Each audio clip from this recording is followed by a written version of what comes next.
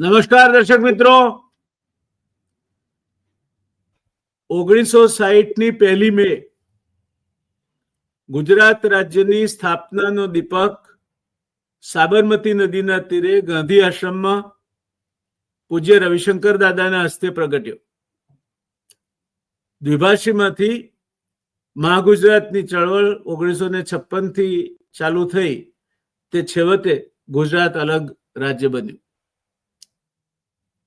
ગુજરાતની એ વખતે સ્થિતિ એ હતી કે આર્થિક વિકાસનું જે પાસું હતું એ મોટા ભાગે ગુજરાતીઓ મુંબઈ તરફ આકર્ષાઈને મુંબઈ અને મુંબઈના આજુબાજુના વિસ્તારોમાં પોતાના રોકાણો કરતા હતા અને સાચા હતા, કારણ કે એ સમયે આંતરમાળખાકીય સવલતોથી માંડીને આંતરરાષ્ટ્રીય એરપોર્ટ સુધી તમારે જે કંઈ જોઈતું હોય અને કારીગરોથી માંડીને મશીનરી સુધી તે મુંબઈમાં સહેલાઈથી મળી રહેતું.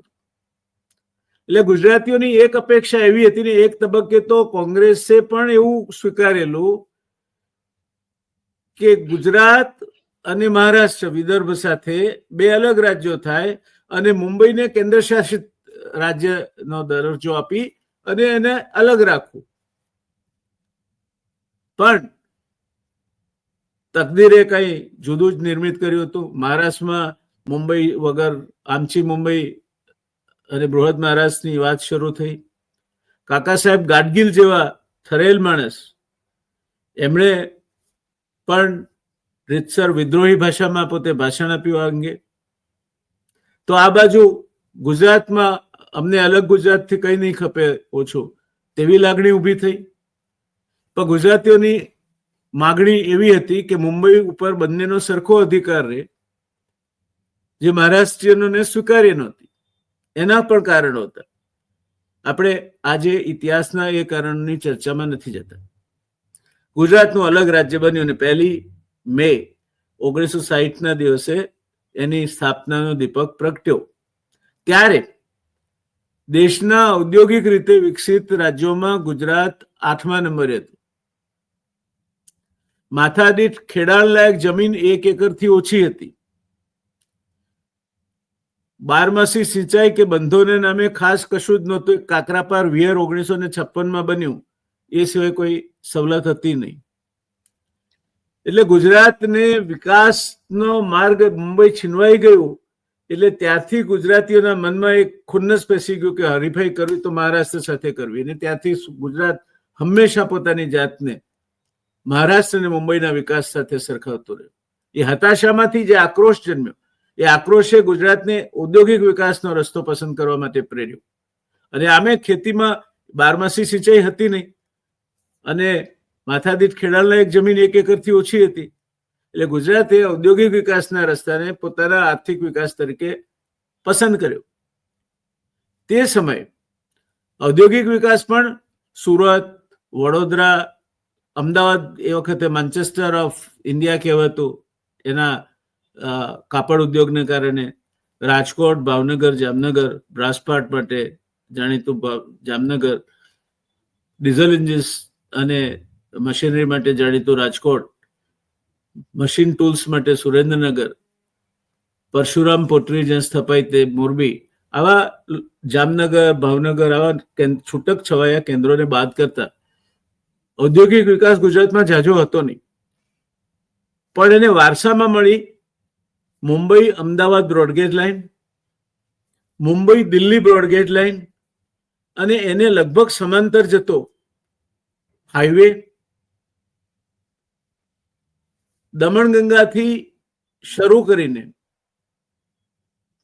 છેક મહી સુધી ગુજરાતની બધી જ મોટી 12માસી નદીઓ, હું સાબરમતી અને 12માસી નદી નથી ગણતો અને છે પણ નહીં, એ ગુજરાત પાસે હતી. એટલે પાણીનો વિપુલ પુરવઠો હતો. દેશનો 3જા ભાગનો દરિયાકાંઠો ગુજરાત ધરાવતો હતો. એટલે જે કોસ્ટલ એરિયા છે એ ગંદો કચરો કે ગંદા પાણીના નિકાલ માટે પણ જગ્યા હતી અને તાજું પાણી પણ મળી રહે તેમ હતું. આ બધાની સાથે મજૂર મહાજનના સિદ્ધાંતોને કારણે ગુજરાતમાં સ્થપાયેલ ટ્રેડ યુનિયન એક્ટિવિટી, જે શંકરલાલ બેન્કર અને અનસુયાબેન પૂજ્ય ગાંધીજીની આગેવાની હેઠળ જે મજૂર મહાજન સંસ્થા રચી, એણે ગુજરાતને મજૂર અને માલિક વચ્ચેના સંબંધો એ ઝઘડાના નહીં, પણ વિવાદ થાય તો વિવાદનો ઉકેલ સંવાદથી લાવવાનો, અને સંવાદથી ના ઉકેલે તો લવાદથી લાવવાનો. આ મજૂર મહાજનની પ્રિન્સિપલની સિદ્ધાંતે 100 વર્ષ સુધી ગુજરાતના ટ્રેડ યુનિયન એક્ટિવિટીના હાર્દમાં રહી. એટલે ગુજરાતમાં આરજે મહેતા કે દત્તા સામંત જેવા નેતાઓ નહીં પાક્યા. મર્યાદિત રીતે ગજાનન ગાણા જેવા કે ચિદમ્બરમ જેવા નેતાઓ ક્યાંક અતુલમાં કે ક્યાંક રિલાયન્સ નરોડામાં પાક્યા, પણ જાજુ ચાલ્યા નહીં. અને આના કારણે ગુજરાતનો ઔદ્યોગિક વિકાસ ઝડપી બન્યો. ગુજરાત 8મા નંબરેથી 1990 સુધીમાં તો બીજા નંબરે આવી ગયું, અને 1991માં પહેલા નંબરે આવ્યું ગુજરાત. મહારાષ્ટ્ર પાછળ પાડી દીધું. ગુજરાત આજે દેશના કુલ ઉત્પાદનના 35% કરતા વધારે ફાર્માસ્યુટિકલ્સ પેદા કરે છે. સુરત દર મિનિટે 42 કિલોમીટર કાપડ બનાવે છે. દુનિયામાં વેચાતા 12 હીરામાંથી 11 એક યા બીજી રીતે સુરત સાથે જોડાય છે. 45% ડાઈઝ ઇન્ટરમીડિયેટ્સ ગુજરાતમાં બને છે, પિગમેન્ટ્સ ગુજરાતમાં બને છે, પેઇન્ટ્સ ગુજરાતમાં બને છે. મોરબી ટાઇલ્સ ઉદ્યોગ માટે એક ક્રાંતિકારી કેન્દ્ર બન્યું છે. રાજકોટના એન્જિનિયરિંગ ઉદ્યોગ, રાજકોટ સહકારી બેંકે એક જમાનામાં રાજકોટમાં ઔદ્યોગિક ક્રાંતિ કરી. નાના માણસની મોટી બેંક તરીકે ખ્યાતિ પ્રાપ્ત રાજકોટ નાગરિક સહકારી બેંક, એની ધિરાણ નીતિ, એના વ્યવસ્થાપનના કારણે રાજકોટમાં ડીઝલ એન્જિન 20 હોર્સ પાવરથી નીચેના 60% કરતા વધારે ડીઝલ એન્જિન આ દેશમાં બનતા હતા, તે રાજકોટ બનાવતું હતું. જામનગર બ્રાસપાટનું કેન્દ્ર બન્યું. સુરેન્દ્રનગરમાં મશીન ટૂલ્સની સાથે જિંતાન થર્મોમીટરથી માંડીને નાના મોટા બીજા ઉદ્યોગો વિકસ્યા. ગુજરાત દેશનું 60% જેટલું મીઠું પેદા કરતું થયું. ક્લોરાલ્કલી પ્લાન્ટ ગુજરાતમાં નખાયો. દેશનો મોટામાં મોટો પેટ્રોકેમિકલ કોમ્પ્લેક્સ એ જમાનામાં, આજે નહીં. આઈપીસીએલ ગુજરાતમાં નખાયો. ગુજરાત રિફાઇનરી વડોદરા પાસે બની. આ બધાના કારણે ગુજરાત કેમિકલ સ્ટેટ બન્યું. ટેક્સટાઇલ ઉદ્યોગ માંદો પડતો ગયો. અને આજે હું એમ નહીં કહું કે ગુજરાત ટેક્સટાઇલ ઉદ્યોગનું કેન્દ્ર નથી. ગુજરાત ટેક્સટાઇલ ઉદ્યોગનું કેન્દ્ર આજે પણ છે. પણ પહેલાની જે કમ્પોઝિટ ટેક્સટાઇલ મિલ હતી કે જેમાં રૂ એ પિંજાય, સૂતર થાય, વણાય, પ્રોસેસ અને વેચાય, એ અદ્રશ્ય થઈ ગઈ, કારણ કે એ વાયેબલ નહોતી. એની જગ્યાએ separate spinning, separate weaving, separate processing અને સેપરેટ માર્કેટિંગ વ્યવસ્થાઓએ ભાગ લીધો. આજે સુરત પ્રોસેસિંગ અને વિવિંગ માટેનું મોટામાં મોટું કેન્દ્ર બન્યું છે. નીટિંગ, સૌથી વધારે ચાઇનીઝ મશીન સુરતમાં ચાલે છે. એટલે આ બધા ઝાક જમાળ વચ્ચે ગુજરાતે પોતે ઔદ્યોગિક રીતે વિકસિત રાજ્ય છે અને ઓછામાં ઓછા તકલીફવાળા મજૂર સંબંધો ધરાવે છે, એ તરાપે તરીને મહારાષ્ટ્રને પાછળ પાડવા માટેનો પ્રયત્ન કર્યો, અને એ જમાનામાં એ સફળ પણ થયું. એ નવસર્જનના લગભગ 3 થી 2.5 દાયકા સુધીના સમયમાં ગુજરાતના ઔદ્યોગિક વિકાસની નીતિઓ સાથે જોડાવાનું સદભાગ્ય મને મળ્યું. એને હું મારા ઘડતરનો મોટામાં મોટો સમય ગણું છું, એક કરતા વધારે રીતે. પણ આજે ક્યાંક પેલા કવિની પંક્તિઓ સાચી પડે છે. જે પોષતું તે મારતું તેવો દિશે ક્રમ કુદરતી. આજે તળના પાણી પણ બગડે એટલી હદ સુધીનું પાણી, કોલક હોય કે મિંડોળા હોય, ઇવન દમણગંગા ડાઉનસ્ટ્રીમ હોય, પ્રદૂષિત થયા છે. વટવા જેવો એન્જિનિયરિંગ એસ્ટેટ તરીકે સ્થપાયેલા વિસ્તારમાં એવા, હું એમને કયા શબ્દથી નવાજું મને સૂઝતું નથી, ને અભદ્ર ભાષા બોલતા મને ફાવતી નથી. એમણે પોતાના એફ્લુઅન્ટ રિવર્સ પમ્પિંગથી જમીનમાં ઉતાર્યા. આજે વટવામાં તમે જે ખૂણે ડ્રિલિંગ કરીને પાણી કાઢો, જુદા જુદા રંગનું નીકળે છે.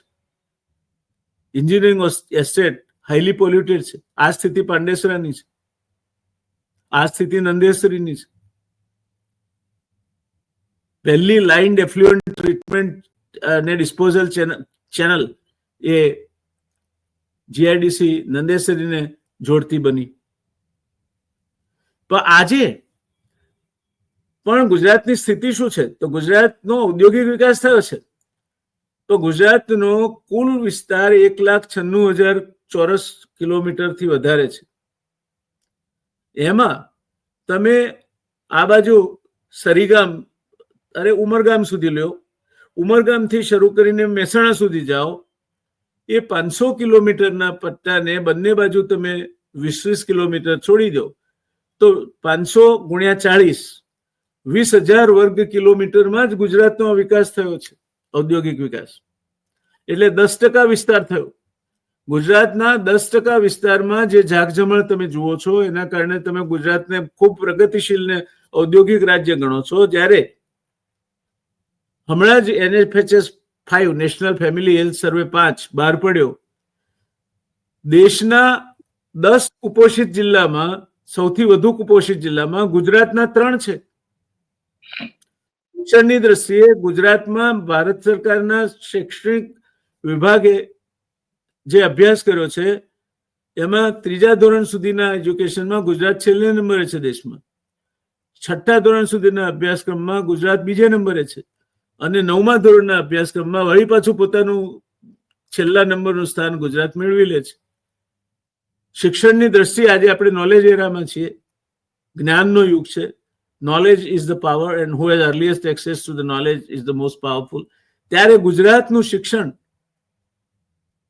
એને બોટમ પકડી લીધું છે, શેર બજારની ભાષામાં કહીએ તો. અને જે ઉદ્યોગો પહેલા આવ્યા ત્યારે જે વાલા લાગતા હતા, દરેક ક્ષેત્ર, સહકાર ક્ષેત્ર હોય કે ઔદ્યોગિક ક્ષેત્ર હોય,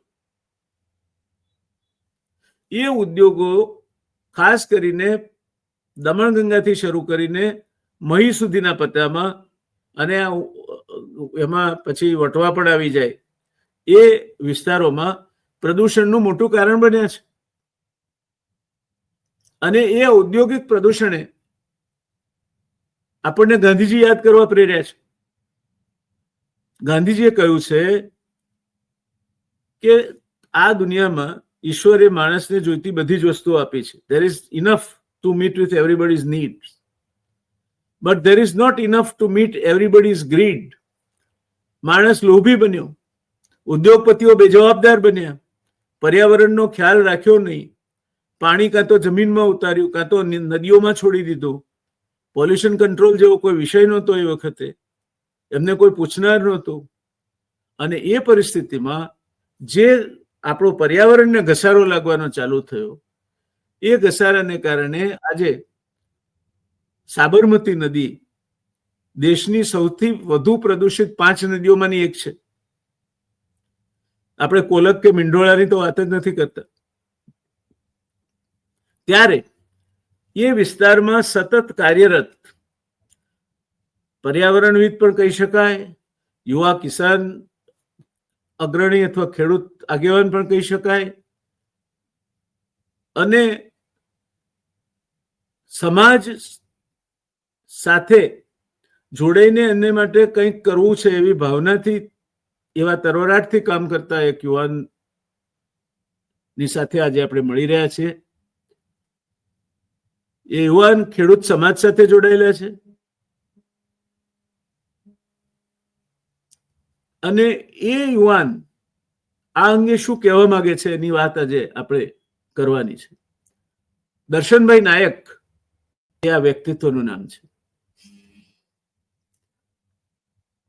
ખેડૂતના જેવું દિલ મોટું છે, ઉદારતા છે, અને આક્રોશ પણ છે.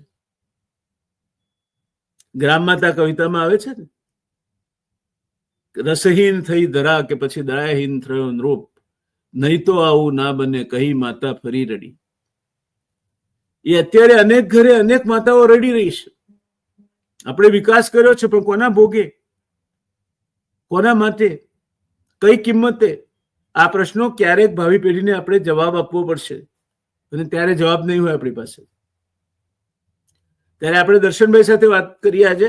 દર્શનભાઈ, શું પરિસ્થિતિ છે પર્યાવરણની દક્ષિણ ગુજરાતમાં? તમે તો સૌથી વધુ વિકસિત વિસ્તારોના કેન્દ્રો ધરાવો છો. વાપી એશિયાની મોટામાં મોટી ઔદ્યોગિક વસાહત છે એવું જીઆઈડીસી કે છે. સુરત દર મિનિટે 42 કિલોમીટર કપડું વણે છે. મોટામાં મોટા પ્રોસેસિંગ હાઉસીસ ચાલે છે.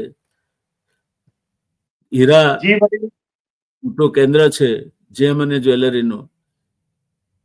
કેમિકલ્સ ને ફાર્માસ્યુટિકલ્સ ને અંકલેશ્વર ને પનોલીમાં આપણે જોઈએ તો લાગે કે દુનિયાની અને દેશની મોટામાં મોટી બ્રાન્ડ બધી અહીં જ છે.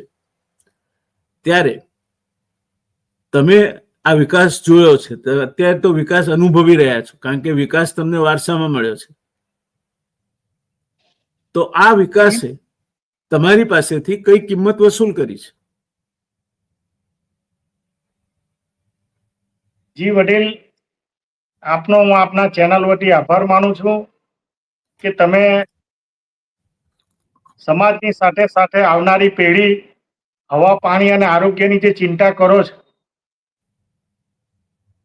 મૂળ હું પોતે દક્ષિણ ગુજરાતના સુરત જિલ્લાના ઓલપાડ તાલુકાના સાંધિયેર ગામમાં એક ખેડૂત પરિવારને જન્મ લીધા પછી હું ભગવાનનો આભાર માનતો હતો, અને આજે પણ એટલો જ આભાર માનું છું, અને મારી પેઢીને પણ એવું કહું છું કે સમગ્ર દક્ષિણ ગુજરાત, વાપી ટુ તાપી, આ વિસ્તાર એ કુદરતની માટે એક મહેર.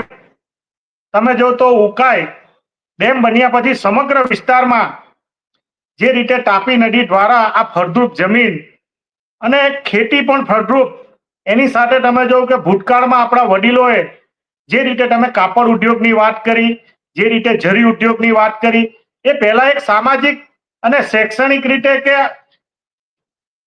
તમે સહકારી રીતે આ ઉદ્યોગો પણ ચાલતા હતા, અને એમાં ચોક્કસ પ્રકારનું એક માપદંડ એ રીતે જળવાતું હતું કે લોકોને રોજગારી મળી રહે, સારી હવા મળી રહે, અને સાચી રીતે બધા એક બીજા રીતે સારી રીતે જીવન જીવે, આરોગ્યમય રીતે જીવન જીવે, સારું આરોગ્ય મળે, એ પ્રકારનું ઔદ્યોગિક વાતાવરણ હતું. કોઈ પણ પ્રકારની તમે ક્યારે પણ કોઈ આરોગ્યની સમસ્યા નહીં હતી ભૂતકાળમાં. સાથે સાથે જે રીતે ક્રિમિનલ સિટી તરીકે આજે સુરત ઓળખાય એવા કોઈ ક્રિમિનલ પણ એ પ્રકારના પ્રવૃત્તિ નહીં ચાલતી હતી.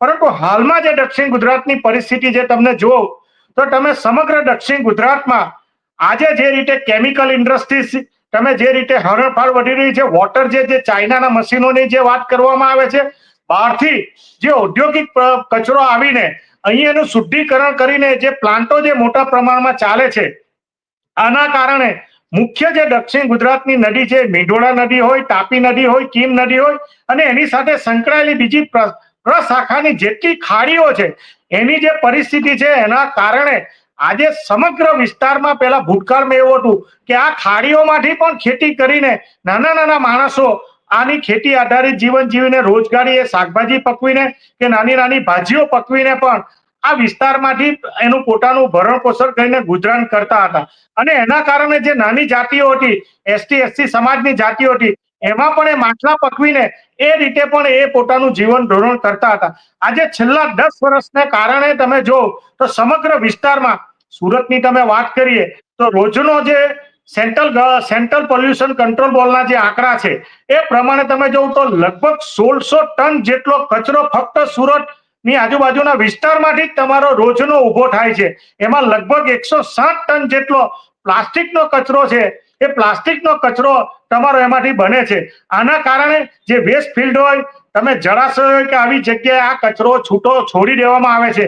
આના કારણે ધીરે ધીરે આ જળાશયો મોટા પ્રમાણમાં પ્રદૂષિત થયા, અને એને લીધે જે જળચર સૃષ્ટિઓ હતી અને જે માછલાઓ હતા, તમે દિવસે દિવસે તમે જો છેલ્લા 5 વર્ષમાં તમે વારંવાર અમારા લોકોની ફરિયાદો, સામાજિક આગેવાનની ફરિયાદો, સ્થાનિક સરપંચોની ફરિયાદો, જેના કારણે માછલાઓ કીમ નદીમાં પણ વારંવાર, મીંઢોળા નદીમાં પણ વારંવાર, અને તમે જો કે બધી જ જગ્યાએ લગભગ સુરત શહેરમાં પણ તમે એ તમારી કોયલી ખાડી હોય, સણિયાની ખાડી હોય, ભેડવાડ ખાડી હોય, આ સમગ્ર ખાડીઓમાં મોટા પ્રમાણમાં પ્રદૂષિત કચરો અને કાળું પાણી હોવાના કારણે સમગ્ર વિસ્તારમાં આજે જળચર સૃષ્ટિની ભૂતકાળમાં જે ઘણી પ્રજાતિઓ હતી, એ પ્રજાતિઓ પણ સમાપ્ત થઈ ગઈ. આના દ્વારા પહેલા ખેડૂતો પાણી ખેતરમાં પાતા હતા, પોતે પણ પાણી પીતા હતા. આજે છેલ્લા 10 વર્ષમાં પરિસ્થિતિ બગડી છે. મૂળ પાયામાં એ છે કે તમારે વેપાર કરવો જોઈએ, ધંધો કરવો જોઈએ. સરકાર જાહેરાતો કરે છે, અમે પણ વિકાસના વિરોધી નથી. આ ગામડા ધીરે ધીરે ગામડા તૂટવાના કારણે, જે શહેરીકરણની દોડના કારણે ગામડાના સમગ્ર વિસ્તાર આજે મોટા પ્રમાણમાં તમે ભોગવવાનો વારો આવ્યો. સચિન વિસ્તાર તમે જો, પાંડેસરા વિસ્તાર જો, તમે પલસાણા વિસ્તાર જો, કલોડરા વિસ્તાર જો, માંડવી તાલુકાનો કરંજ વિસ્તાર જો, અમારા ઓલપાડ તાલુકામાં તમે જો તો ડેલાર, સિવાણ, સાયણ, કીમ, આજુબાજુના માંગરોળ વિસ્તાર જો તો તમે પીપોદરા જો, તમે બોરસરાનો વિસ્તાર જો. સમગ્ર સુરતના લગભગ 50 થી 70 ગામડાઓ એવા છે કે તેમાં મોટા પ્રમાણમાં કેમિકલ ઇન્ડસ્ટ્રીઝ અને વોટર જેટ ઇન્ડસ્ટ્રીઝને કારણે હવા અને પાણી બંને જગ્યાનું પ્રદૂષણ મોટા પ્રમાણમાં વ્યાપ્યું છે. અમે લોકોને વારંવાર વિનંતી કરીએ છીએ, સરકારને પણ કહે છે, જાહેર જગ્યાએ પણ નહીં બોલવાના શબ્દો કહે છે કે તમારી પાસે મોટા મોટા મહેલો હશે, આવનારા દિવસોમાં મોટી મોટી ગાડીઓ હશે, તમારી પાસે મોટા મોટા સુખ સાહેબીના સંસાધનો હશે, પરંતુ ભગવાનને પ્રાર્થના કરીએ છીએ કે તમે પોતે એવું દિશામાં જઈ રહ્યા છે કે હવા અને પાણી બંને તમને એ પરિસ્થિતિમાં હશે કે તમને વેચાતું લેવું પડે. એ પ્રકારની પરિસ્થિતિ આજે જોવા તમને મળે છે. ગામે ગામ તમે જો તો આજે જે પાણી કુવામાં તળમાંથી લગભગ 40 થી 50 ફૂટે પાણી મળતું હતું, આજે 300 થી 400 ફૂટે પાણી ચાલી ગયું. તમામ ખાડીઓમાં આવા ગંદા પાણીઓ, ઢોળા પાણી, કાળા પાણી, ભૂરા પાણી, આવા અલગ અલગ પાણીઓ તમે સેના ખાડી, ટેના ખાડી, કોયલી ખાડી, કીમ નદીની ખાડીઓ, આમાં અસંખ્ય જગ્યા આ પ્રકારનું જોવા મળે છે. પોલ્યુશન વિભાગ, ગુજરાત પોલ્યુશન કંટ્રોલ બોર્ડને, સેન્ટ્રલ પોલ્યુશન કંટ્રોલ બોર્ડને, એનજીટીને અમે વારંવાર પત્ર લખીને વિનંતી કરીએ છીએ. અને આપના માધ્યમથી મારે ઘણા લોકોને, ગુજરાતના લોકોને વિનંતી કરવી છે કે કેમિકલ ઇન્ડસ્ટ્રીઝ એવી છે કે આખા ભારત દેશમાં લગભગ 100%માંથી 70% કેમિકલ ગુજરાતમાં બને છે.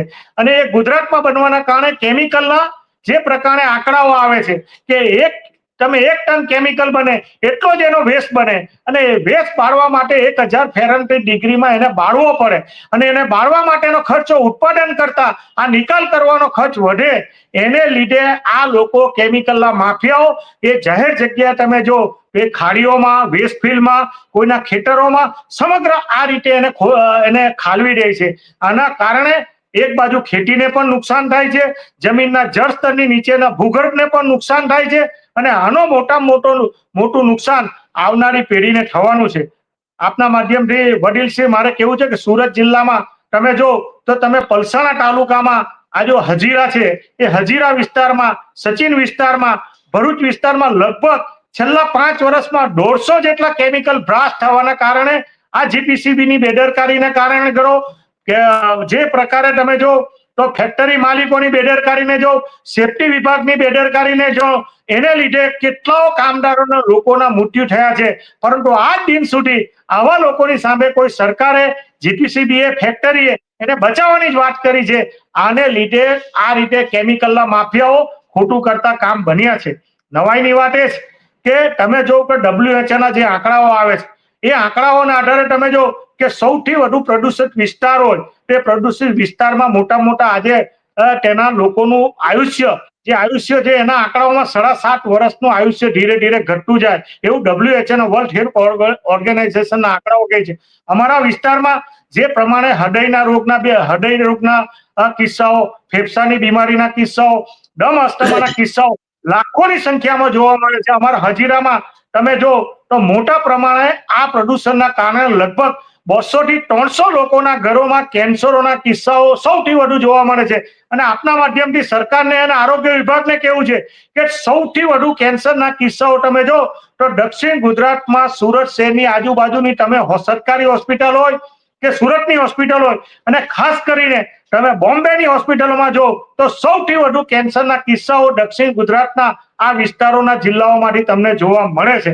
એટલે સૌથી વધુ આપણે કોઈ ઔદ્યોગિકના વિરોધી નથી, પણ જીપીસીબીએ જે કામગીરી કરવી જોઈએ, સરકારે પણ કામગીરી કરવી જોઈએ કે છેલ્લા 30 વર્ષમાં જે પ્રકારે જીપીસીબી જો તો જીપીસીબી પાસે આજે જે સંસાધનો હોવા જોઈએ અને સ્ટાફની ઉણપના કારણે તમે જો તો મેં જે આરટીઆઈના એક આંકડા પ્રમાણે સુરતમાં લગભગ 2000 જેટલી ઇન્ડસ્ટ્રીઝ જે છે, ફેક્ટરીઓ બનાવવામાં આવી છે, એ જીપીસીબી અને એ સીપીસીબી ના પહોંચની બહાર છે. એનું કારણ એ છે કે સીસીએ પ્રમાણે જે સર્ટિફિકેટ લેવાના હોય, જે એનઓસી લેવાની હોય, એ એનઓસી પણ એ લેવામાં નથી આવી. એ મારા પાસે આરટીઆઈ ના આજે સુરત જીપીસીમાં આંકડા છે. એટલે તમે ગુજરાતની જીઆઈડીસી ના આંકડા કરાવો તો એવી કેટલી ફેક્ટરીઓ હશે, કેમિકલની હોય, વિવિંગની હોય કે બીજી આવી ઇન્ડસ્ટ્રીઝની હોય કે જે આ અંતર્ગત નોંધાયેલી નથી. અને જે સીઈટીપી ના પ્લાન બનાવવામાં આવ્યા છે કે ઈટીપી ના જે પ્લાન બનાવવામાં આવ્યા છે, એમાં ચોક્કસ પ્રકારની જે તમારી ગોઠવણી હોય કે એક વખત એ જગ્યાએ 200 ફેક્ટરી નોંધાયેલી હોય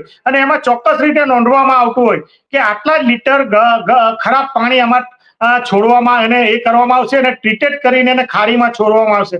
પરંતુ તે જગ્યાએ તમે જો એ આંકડા સરકારી એની પર બતાવવામાં આવતા નથી.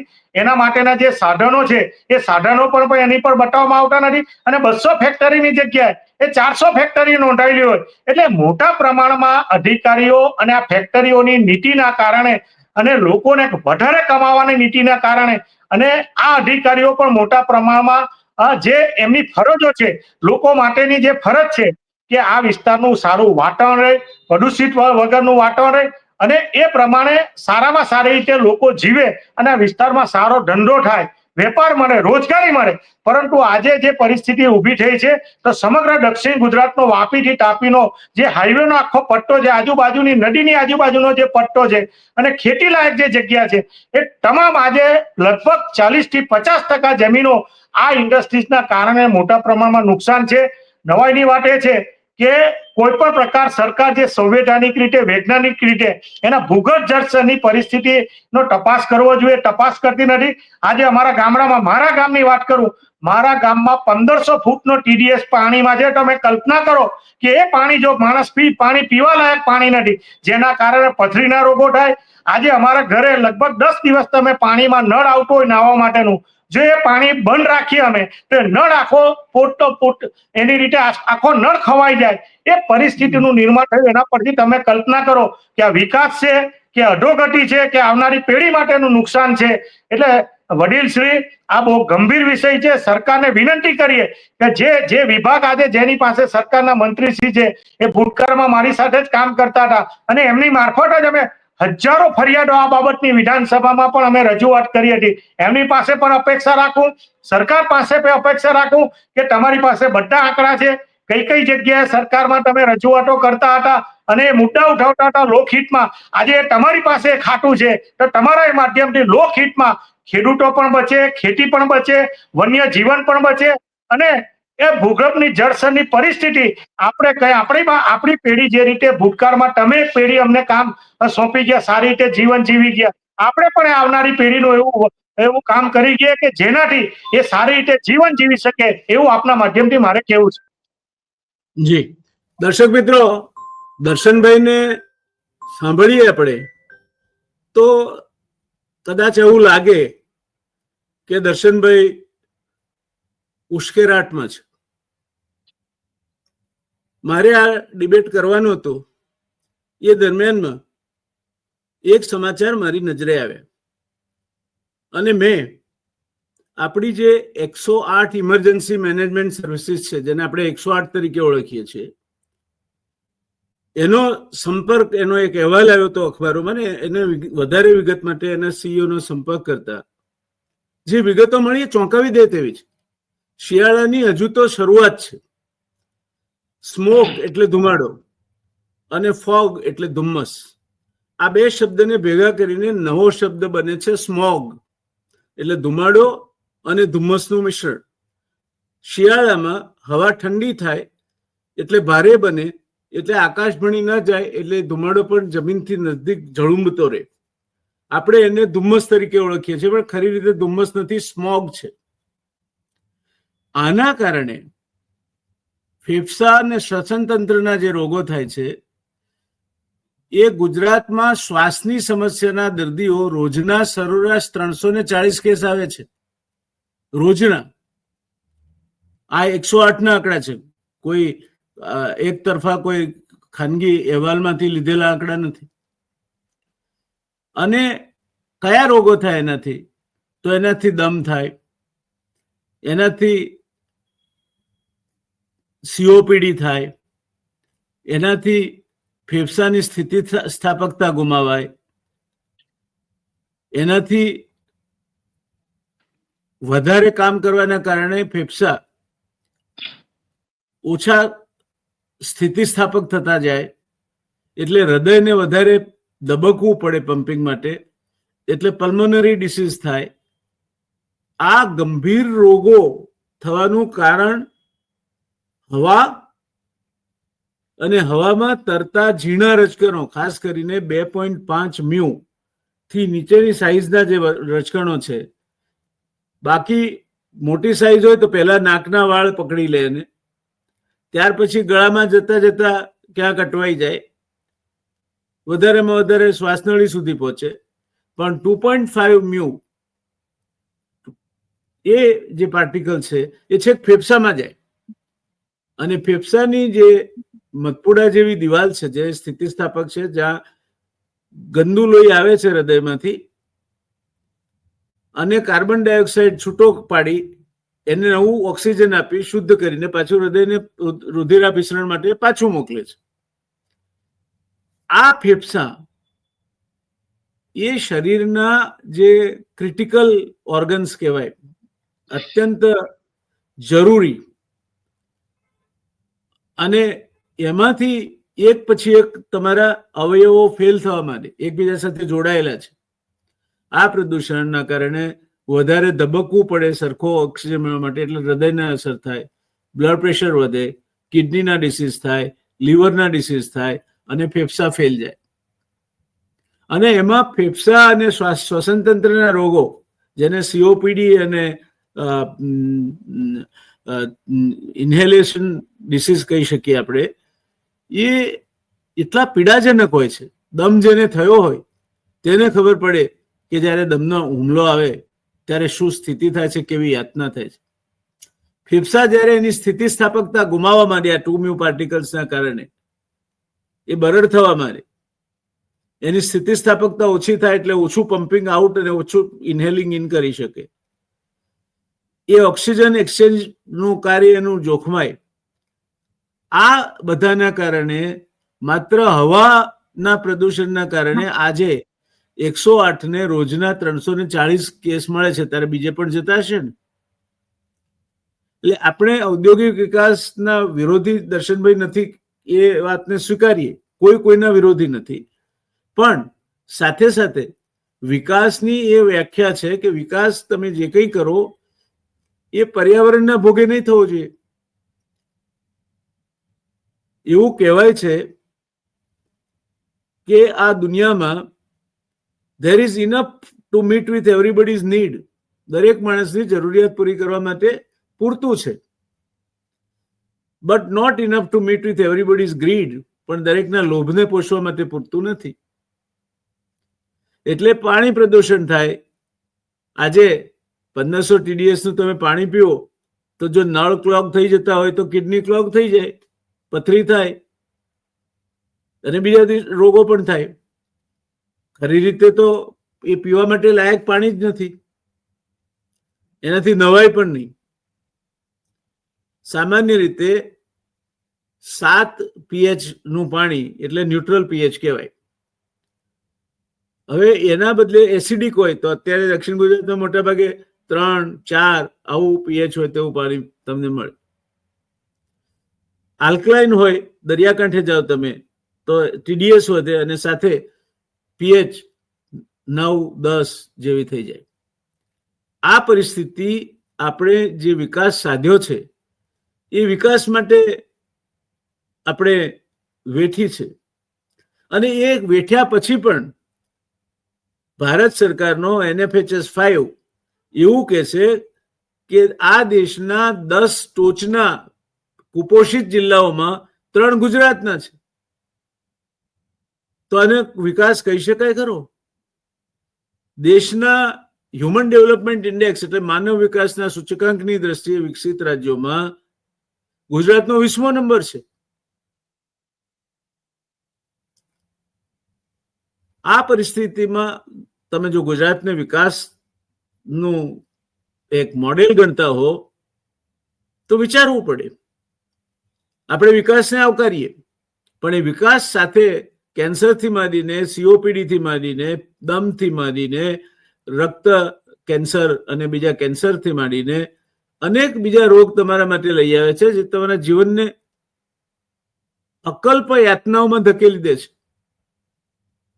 અને દર્શનભાઈ, તમને જાણીને નવાઈ લાગશે કે બધી જ સરકારી યોજનાઓ, વીમા યોજનાઓ બધોને ભેગો કરો તો પણ આ દેશમાં કોઈ પણ માણસ મધ્યમ વર્ગ કે નિમ્ન મધ્યમ વર્ગમાં હોય અને માંદો પડે તો એની ટ્રીટમેન્ટના 60% પૈસા એને ગજવામાંથી જાય છે.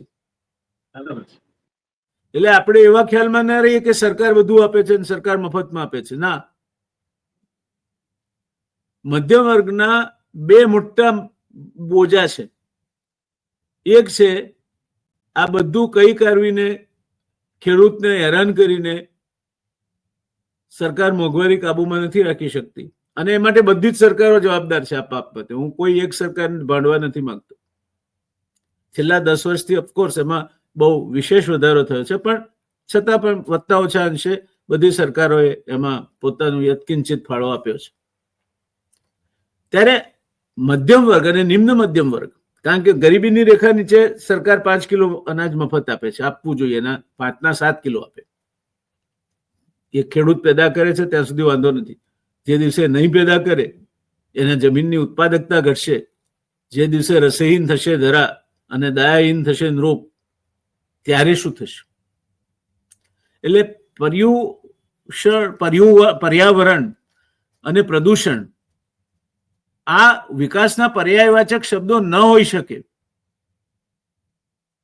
વિકાસ જોઈએ છે, પણ વિકાસમાં માણસ આખો ને આખો હોમાઈ જાય એવો વિકાસ, અને તે પણ એ વિકાસ ગુજરાત રાજ્યના કુલ વિસ્તારમાંથી માત્ર 10% વિસ્તારમાં જ પહોંચે. ગુજરાતના બાકીના વિસ્તારને જે ધબકતો રાખે છે, ત્રીજા ભાગનો દરિયા કાંઠો છે ગુજરાત પાસે, અને એનો ખેડૂત છે. એમાં પણ ખેડૂત સીધી આડકતરી 50% કરતા વધારે રોજગારી પૂરી પાડે છે. ખેતી આધારિત અને ગ્રામ્ય અર્થતંત્ર આધારિત 50% બજાર પૂરી પાડે છે. દેશમાં જેટલી મોટરસાયકલ બને છે એના 55% ગ્રામ્ય અર્થતંત્રમાં કૃષિ આધારિત વ્યવસ્થામાં વેચાય છે. ત્યારે એ ખેડૂતનું પણ કંઈ ભલું થતું હોય એવું થવાની શક્યતા બહુ ઓછી છે, એટલા માટે કે ખેડૂતને પણ હજુ સમજ નથી ને સરકારને સમજવાની તૈયારી નથી. સરકારને સમજ નથી એવું નહીં, પણ સરકારમાં જે બાબુઓ એર કન્ડિશન ચેમ્બરોમાં બેસીને એમના મંત્રીઓને સલાહ આપે છે, એમને વાસ્તવિકતાથી બહુ લેવા દેવા નથી. એ માનવા તૈયાર નથી કે આ દેશમાં જયારે પહેલી પંચવર્ષીય યોજના લખાઈ ત્યારે સરેરાશ ખેતરની સાઈઝ, ખેતરનો વિસ્તાર 27,000 ચોરસ મીટર હતો. 27,000 ચોરસ મીટર હતો. આજે 98.2% ખેડૂતો નાના ને સીમાંત ખેડૂતો છે, અને સરેરાશ ખેતરનો વિસ્તાર ઘટીને 7,000 ચોરસ મીટર થઈ ગયો છે. એનાથી બમણા 4 ગણા પ્લોટમાં તો આપણા ઉદ્યોગપતિઓના બંગલા બને છે. ત્યારે વાસ્તવિકતા એ છે કે તમે ગમે તેટલી મિનિમમ સપોર્ટ પ્રાઇસ આપશો તો પણ જમીનોનું, કૃષિની જમીનોનું જે ટુકડાકરણ થતું ચાલ્યું છે, એ ટુકડાકરણનો કોઈ ઉકેલ નહીં કાઢો ત્યાં સુધી તમારા બધા જ પ્રયાસો નિષ્ફળ જશે. અને જો એક વખત આ દેશનું અન્ન સ્વાવલંબન નોંધવાયું તો આ દેશમાં અકલ્પ મુશ્કેલીઓ ઊભી થશે. લૂંટફાટ થશે, ખૂનામરકી થશે, લોકો ભૂખમરીથી મરી જશે, કુપોષણથી મરી જશે. કલ્પના ન કરી શકાય તે પ્રકારના દૂષણો આ દેશમાં પેદા થશે. તો શું આપણે PL 480 ના સમયમાં પાછા જવું છે? આપણે ઓસ્ટ્રેલિયન માઇલો જુવાર ખાવી છે? આજે વિશ્વમાં ખાંડનું સૌથી મોટું ઉત્પાદન કરનાર દેશ ભારત, દૂધનું સૌથી મોટું ઉત્પાદન કરનાર દેશ ભારત, શાકભાજી અને ફળોનું 2 નંબરનું ઉત્પાદક દેશ ભારત, અનાજમાં 5 કરોડ ટનથી વધીને 45 કરોડ ટન, 9 ગણો વધારો આઝાદી પછી કર્યો હોય તો એ દેશ તમારો ભારત. તો આ દેશમાં એક તો જવાન, જય જવાન આપણે કહીએ છીએ, જે આ દેશને સુરક્ષિત રાખે છે. યાદ રાખજો દોસ્તો, જવાન ત્યાં સરહદે ચોકી કરે છે એ પગાર ખાતર કે સવલતો ખાતર નથી કરતો. એ તમારા ને મારા માટે જાગે છે જાનના જોખમ. એને પણ પરિવાર છે, એને પણ કુટુંબ છે. એને પણ ઘરે મા માદીઓની ક્યારેક રજા ના મળે ત્યારે માને મળી નથી શકાતું, માનું મોઢું નથી જોઈ શકતું. એટલે જય જવાન બિલકુલ યોગ્ય છે, પણ ત્યાર પછી એટલું જ અગત્યનું જય કિસાન છે. દર્શનભાઈ સાથે હું આટલી ચર્ચામાં ઉતર્યો છું કારણ કે કિસાન આગેવાન પણ છે, અને આ દેશમાં કમનસીબે ખેડૂતો વિભાજિત છે, રાજકીય રીતે વિભાજિત છે, ધર્મની દ્રષ્ટિએ વિભાજિત છે. કોઈ એક મતદાર સેગમેન્ટ ભેગું થાય તો શું થાય? બિહારમાં આ વખતે મહિલાઓએ સરેરાશ 10% વધારે મતદાન કર્યું. બિહાર એસેમ્બલીમાં રેકોર્ડ બ્રેક કરી મહિલાઓ ચૂંટાઈ આવી. 36 જેટલી મહિલા બિહાર વિધાનસભામાં ચૂંટાઈ, જે ઐતિહાસિક છે. તો મહિલાઓ એક સાથે જો ગુજરાતમાં પણ 10% મત આમથી આમ થાય તો કોઈ પાર્ટી, ગમે તે પાર્ટીના દાંડિયા ઉડી જાય. એમ કિસાન સીધી કે આડકતરી રીતે 65% મત પર અધિકાર ધરાવનાર વર્ગ છે. એના છોકરા ભલે શહેરમાં રહેતા હોય, ધંધો કરતા હોય, કિસાનના બાળકો છે. એના મજદૂરો, ભાગ્યા, એ બધા કિસાન સાથે જોડાયેલા છે. ગ્રામ્ય અર્થતંત્ર અનેક લોકો નભે છે એના પર, કિસાન સાથે જોડાયેલા છે. પણ કિસાન એક થાય નહીં, એ દરેક પક્ષની સરકારોની ચિંતા રહી છે, કારણ કે એક થાય તેને ભારે પડે. એટલે ખેડૂત વિભાજિત છે. 700 800 ખેડૂતોના બલિદાન થાય અને છતાં વાત કુલડીમાં ગોળ ભાગ્યો હોય તેમ સમેટાઈ જાય. 3 કાળા કાયદાઓ પાછા ખેંચાય, પણ પછી શું તો ભગવાન જાણે. સતત છેલ્લા 2 વર્ષમાં ચોથી વાર ખેડૂત ગુજરાતમાં પાયમાલ થયો છે. આ વખતે વળતર આપવાનું સરકારે જાહેર કર્યું, પછી એના ટીડીઓ સર્ક્યુલર બહાર પાડે છે કે સરકારી લેણા કાપી લઈને પછી વળતર આપવું. એટલે ભાઈ, એને વળતર કહેવાય? આ તમારી સરકારી વસૂલી સારી બતાવવા માટેનો રસ્તો છે? ખેડૂતને તમે વળતર આપો છો? એટલે આપણે કિસાનોને સમજવા પડશે ને. કિસાનોને પહેલા તો કિસાનોએ પોતાની જાતને સમજવા પડશે કે કિસાન તરીકે એક ક્યારે થશો તમે? ક્યાં સુધી તમે ખેડૂત ને વહેંચતા રહેશો? ક્યાંક કિસાન સંઘ હશે, ક્યાંક કિસાન સેના હશે, ને ક્યાંક વળી ખેડૂત સમાજ હશે, ક્યાંક બીજો કોઈ સમાજ હશે. ખેડૂત વહેંચાયેલો છે. આ 65% જે દાડે એક થયા, બધા જ રાજકીય પક્ષો જાણે છે કે એમની દાંડી ઉડી જશે ને ખેડૂતના પ્રશ્નો ઉકેલ્યા વગર એમનો કોઈ જયવારો નહીં થાય. અને એટલે એમને એક થવા માંગતા, દેવા માંગતા બધા રાજકીય પક્ષો એક બાબતમાં એક છે. એક, ગરીબોના બાળકો એ સરકારી શાળામાં ભણે, એથી વધારે કંઈ નહીં. એમના છોકરા વિદેશમાં ભણે, પ્રધાનોના, ચાલે. અને ખેડૂત એક થાય નહીં. એટલે ગરીબ શિક્ષણના કારણે પાછળ પડતો જાય જ્યારે આપણે નોલેજ એરામાં છીએ ત્યારે, અને કિસાન એને વળતર પૂરતું નથી મળતું, એના માટે પાયમાલ થતો જાય. અને ઉપરથી એને રાહત મળવાની વાત આવે ત્યારે કોઈ ટીડીઓ એમાંથી પૈસા કાપી લેવાની વાત કરે. સારું થયું સરકાર સવેળી જાગી અને આ ટીડીઓશ્રીનો જે કઈ ખરીતો બહાર પડ્યો તો, હુકમ બહાર પડ્યો તો, બધું પાછું ખેંચે. પણ બહાર પડે જ કેમ? તમે 65% એક સાથે હો તો તમારી સાથે કોઈ રાજકીય પક્ષ ચેડા નહીં કરે. દર્શનભાઈ, આપ કિસાન આગેવાન છો એટલે કહું છું કે એવો દિવસ ક્યારે આવશે કે જ્યારે કોઈ એક ચોક્કસ ખેડૂત સંઘ રાજકીય પક્ષનું આશ્રિત ના હોય? તમારા પ્રશ્નોના એક જમાનામાં જેને ભારતીય જનતા પાર્ટીને સત્તા પર લાવ્યા એ વિશ્વ હિન્દુ પરિષદ, કિસાન સંઘ, આજે ખેડૂતના પ્રશ્ને આક્રમક કેમ નથી થતા? બલરામજીનું હળ ક્યાં ખોવાઈ ગયું છે?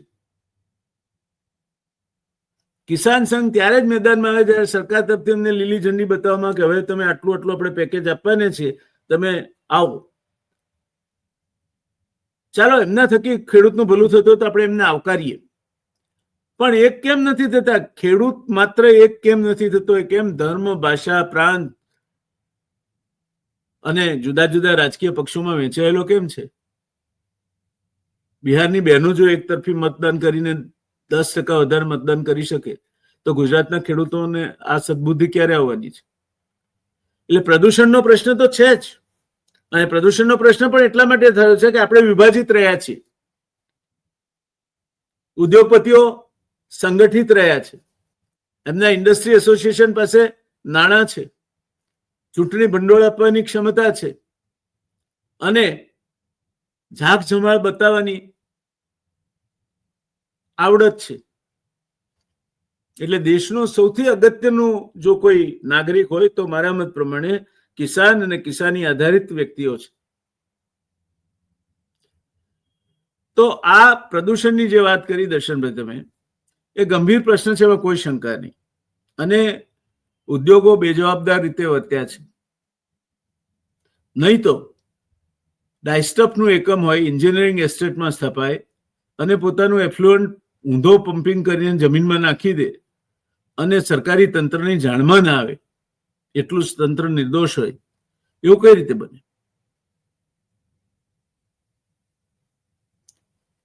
આપણે બીજી બેરહમીથી નાના અને લઘુ ઉદ્યોગોને મારી નાખ્યા છે. હવે એ નાનું નાનું કંઈક પાપ કરતો હતો, હવે સંગઠિત પાપ કરવા વાળાઓ મેદાનમાં આવ્યા છે, પણ રોજગારી નથી આપી શકતા. 10 કરોડ રૂપિયા સરેરાશ એક માણસને નોકરી આપે, મોટું રિફાઇનરીનું કે પેટ્રોકેમિકલ્સનું યુનિટ હોય. જ્યારે લઘુ ઉદ્યોગ 10 લાખના રોકાણે 10 થી 20 માણસોને રોજગારી આપે,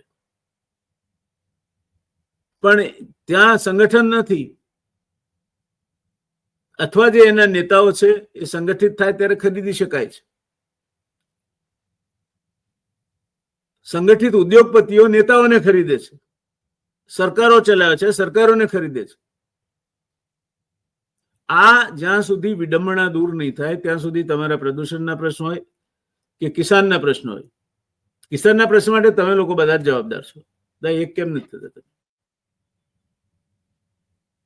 બીજા બધા જેમ યક્ષ મહાભારતમાં એક પ્રસંગ આવે છે દર્શનભાઈ, કે યક્ષ કૌરવોને કેદ કરીને લઈ જતા છે આકાશ માર્ગે. પાંડવો વનવાસમાં છે અને એમની નજર પડે છે કે આ કૌરવને લઈ જતા ભીમ ઢોલ વગાડીને નાચવા માંડે છે. તો યુધિષ્ઠિર કે શું થયું ભાઈ? તો કે આ દુષ્ટોને પકડીને લઈ જાય છે. તો એને કહ્યું અર્જુન, નકુલ, સહદેવ, ભીમ છોડાવેલા હોય એમને.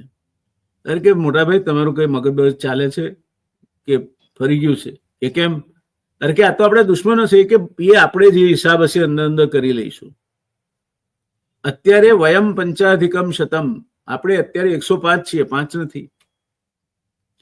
તો તમે ખેડૂતોના પ્રશ્નો પૂરતા તો એક થાવ. એવા કયા તમારા વિરોધાભાસી આકર્ષણો છે કે તમે ખેડૂતને વેચીને તમારા હિતો સાધવા માટે પ્રેરે છે? આપે મને પણ જે સરકારને હમણાં રજૂઆત મોકલાવી છે એના પરથી જ આ ચર્ચાનો આશય આવેલો. તળાવમાં એફ્લુઅન્ટના કારણે માછલીઓ મરી ગઈ છે, મરેલી માછલીઓ તરે છે ઉપર, જુગુપ્સા પ્રેરક દ્રશ્યો છે.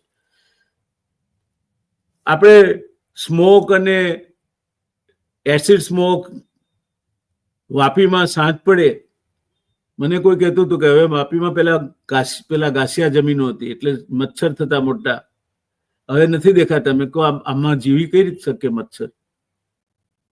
આમાં મચ્છર નથી જીવી શકતો તો માણસ કઈ રીતે જીવતો છે?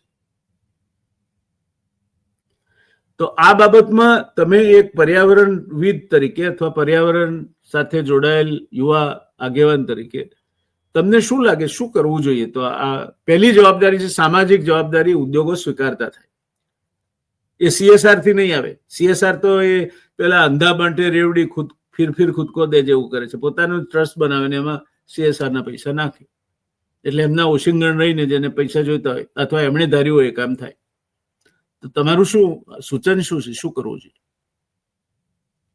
આપની જે ચિંતા છે, અંગ્રેજના વખતમાં ભાગલા પાડો અને રાજ કરોની નીતિ, એના અનુસંધાનમાં વ્યક્તિગત સ્વાર્થ અને આ વ્યક્તિગત સ્વાર્થના કારણે સમાજની સાથે સાથે પોતાનું નુકસાનની સાથે ગામનું નુકસાન, ગામના નુકસાનની સાથે તાલુકાનું નુકસાન, તાલુકાની સાથે જિલ્લાનું નુકસાન અને જિલ્લાની સાથે રાજ્યનું નુકસાન અને સમગ્ર સમાજનું નુકસાન થાય એ પ્રકારની દરેક ક્ષેત્રમાં પરિસ્થિતિ આવીને ઊભી થઈ છે. તમે જો કે દક્ષિણ ગુજરાતમાં જ્યારે 1982-83માં પહેલું મલ્ટીનેશનલનું કારખાનું ક્રિપ્કો કે રિલાયન્સ કે જ્યારે અહીંયા શરૂઆત થઈ ત્યારે સરકારે એક પરિપત્ર બહાર પાડ્યો હતો કે સ્થાનિક જે કઈ રોજગારી આપવામાં આવે 100% પહેલા સ્થાનિકને લેવામાં આવે. એનું પાલન એ પરિપત્ર રાજ્ય સરકારનો છે અને પરિપત્રના અનુસંધાનમાં કે આ વિસ્તારમાં ખેતી અને રોજગારી ન હોવાના કારણે આ વિસ્તારમાં પહેલી પ્રાથમિકતા ખેડૂતના પુત્રને નોકરી આપવામાં આવે, જે પ્રકારની નોકરી હોય. આજે છેલ્લા 25-30 વર્ષથી એક પણ સ્થાનિકોને રોજગારી આપવામાં આવતી નથી. કેમ પદાધિકારી ચૂપ, કેમ સરકાર ચૂપ? એટલે મૂળ પાયાની જે વાત છે કે ભૂતકાળમાં જે આ વિસ્તારનો ખેડૂત હતો, જે સમગ્ર વિસ્તારમાંથી નાની નાની ખાડીઓમાંથી કે એમાંથી સમગ્ર સુરત શહેરની આજુબાજુમાં તમે જો ત્યાં શિયાળાનો સમય છે તો લીલું લસણ અને સમગ્ર પ્રકારની ભાજીઓ, મેથીની ભાજી હોય, પાલકની ભાજી હોય, મૂળા હોય, આ સમગ્ર ફક્ત આ 84 તાલુકામાંથી સમગ્ર વિસ્તારમાં આવતું ને માર્કેટમાં જે એપીએમસી કહેવાતી એ સુરતની મોટામાં મોટી એપીએમસી મારફત સમગ્ર ગુજરાતમાં આ પ્રકારની ભાજીઓ અને આ લીલું લસણ જતું હતું. આજે ભૂતકાળ બની ગઈ. 5% પણ આ જગ્યા આ વિસ્તારના પ્રદૂષણ હોવાને કારણે આ પરિસ્થિતિ ઊભી થઈ. નવાઈની વાત એ છે કે આપણે કોઈ હોટલમાં જમવા ગઈએ તો કોઈ એક પંજાબી હોટલ હોય કે મદ્રાસી હોટલ હોય, તેમાં એક મેનુ હોય કે ભાઈ આ ઢોસાની આટલી કિંમત, તમે જો તો સમોસાની આટલી કિંમત. એ પ્રકારની પરિસ્થિતિ આજે સરકારી ઓફિસમાં નક્કી થઈ ગઈ. એ ખેડૂતના દીકરા તરીકે વેદના બી થાય, ગુસ્સો પણ આવે અને લોકો પણ ખેડૂત પર દયા પણ આવે. અમે જોઈએ તો તમે ખેડૂતના દીકરા તરીકે તમારા પરિવારમાંથી જ્યારે વારસાઈ કરવાની હોય તો વારસાઈ સ્વાભાવિક છે કે પરિવારમાંથી કોઈની વારસાઈ કરવામાં આવતી હોય તો એના માટેના પણ ભાવ, જો કોઈ પરિવારમાં કોઈ ખેડૂતનો દાખલો લેવાનો હોય કે તમે ખેડૂત તરીકે તમે આ ધારણ કરો છો તો કયા વિસ્તારમાં આવે છે, એગ્રીકલ્ચર વિસ્તારમાં આવતો હોય, મોટું કોઈ ઇન્ડસ્ટ્રી વિસ્તારમાં આવતો હોય તો એના પ્રમાણે પણ ભાવ, તમે બિન ખેતી કરાવવું હોય તો એના પ્રમાણે પણ ભાવ. તમે જોઉં તો સૌથી વધુ કે જે જમીન આ વિસ્તારમાં સમગ્ર ગુજરાતમાં અને આદિવાસી પટ્ટામાં પણ ટોટે ડબલ એની જમીન રહી અને નાનો જે આદિવાસી ખેડૂત છે એ સારા પ્રમાણમાં ખેતી કરે એના માટે આ ટોટે ડબલ એનો કાયદો હતો. એ કાયદો એટલો સરસ મજાનો અમલ સરકાર કરાવતી હતી, અધિકારીઓ કરાવતા હતા. એમાં પણ ધીરે ધીરે બાંધછોડ કરીને આજે જો તો કેટલા લગભગ 50% આ ટોટે ડબલની જમીનને પણ સરળ એટલી પ્રક્રિયા કરી દેવામાં આવી. એના કારણે નાના નાના આદિવાસી ખેડૂતો પણ ધીરે ધીરે આ ખેતીમાંથી નીકળી ગયા અને ખેડૂત તરીકેનું અસ્તિત્વ પણ ગુમાવી દીધું. એટલે મૂળ પાયામાં તમારી ચિંતા સ્વાભાવિક છે કે આપણે ખેડૂતના દીકરા છે, પહેલો આપણો ધંધો ખેતી છે. આવનારી પેઢી વર્ષોથી બાપ દાદાથી આજે જીરાથી આ ઇતિહાસની રચના થઈ, ખેતી તરીકે જે પેઢી આવી, એક પરિવારે બીજા પરિવારને જે ખેતી હતી એનો ધંધો સોંપતા ગયા, બીજા પરિવારે ત્રીજા પરિવારને ખેતી સોંપી ગઈ. મને આજે પરિવાર તરીકે સોંપી છે. મારી ફરજ છે કે એટલી જ જમીન કે એટલી જ ખેતી મારી પેઢીને આપું કે જેનાથી આપણે સમાજનું પણ એક સારા પ્રકારે મૂલ્યાંકન કરી શકાય અને સમાજને પણ જીવાડી શકાય અન્ન તરીકે. અને એટલે જ આપણે આજે વિશ્વમાં 150 કરોડનો દેશ આજે પણ આ અન્નના કારણે આજે છાંટી કાઢીને આપણે જીવી શકીએ છીએ કે સંઘર્ષ કરી શકીએ છીએ. એટલે મૂળ પાયામાં કે અમે પણ વારંવાર કહીએ છીએ કે અમે કોઈ વિચારધારાને માનતા હોય, ધર્મને માનતા હોય, પરંતુ જ્યાં કોઈ ખેડૂતની સમસ્યા હોય તો આપણે બધા ભેગા થઈને લડીએ તો આ ખેતી બચશે, ખેડૂત બચશે. તો મને એવું લાગે છે કે સમાજ અને લોકશાહી પણ બચે એ દિશામાં આપના માધ્યમથી કેવું છે.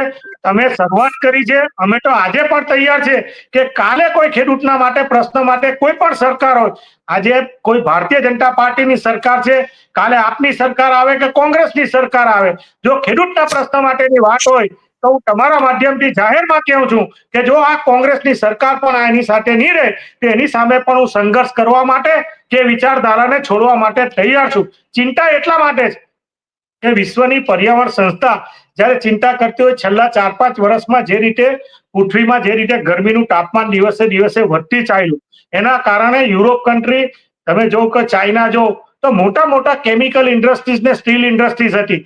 એને લીધે એ લોકોના વિસ્તારમાં જે હતું દેશોમાં જે પ્રમાણે ગ્લેશિયરો પીગળવા પામ્યા, પૃથ્વી જે ખેતી માટે હતી, લોકોને રહેવા માટેની હતી, કે ધીરે ધીરે પાણીના સ્વરૂપમાં વધતી ચાલી. એના કારણે એ કેમિકલ ઇન્ડસ્ટ્રી અને સ્ટીલ ઇન્ડસ્ટ્રી આજે ચાઇનાએ બંધ કરવાની પરિસ્થિતિમાં લગભગ 50 થી 70% આ ઇન્ડસ્ટ્રીઓ બંધ કરવાની પરિસ્થિતિ એવા આંકડાઓ WHO દ્વારા આવવામાં આવે છે.